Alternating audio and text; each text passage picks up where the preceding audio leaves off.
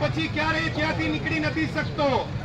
અત્યારે માણસ પાસે મોકો છે કે એના પાપ છોડીને ઈશ્વર પાસે આવે, એ પાપનું જીવન મૂકીને ઈશ્વરના પુત્ર ઉપર વિશ્વાસ કરે અને એને નવું જીવન મળશે, એ પાપથી છુટકારો પામશે.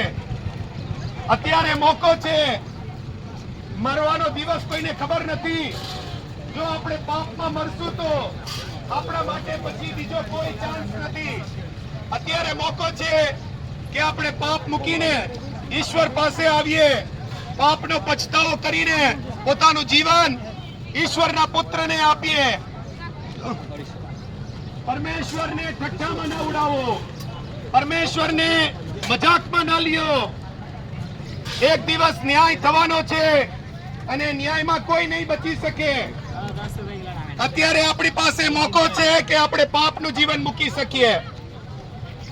એક જ જીવન છે. આપણને બીજું જીવન મળવાનું નથી કે આપણે સુધારી શકીએ. અત્યારે ફરો, ઈસુના ઉપર વિશ્વાસ કરો. ઈસુ આવ્યા હતા જ એટલા માટે કે લોકોને પાપની માફી મળે, લોકો પાપથી છુટકારો પામી શકે.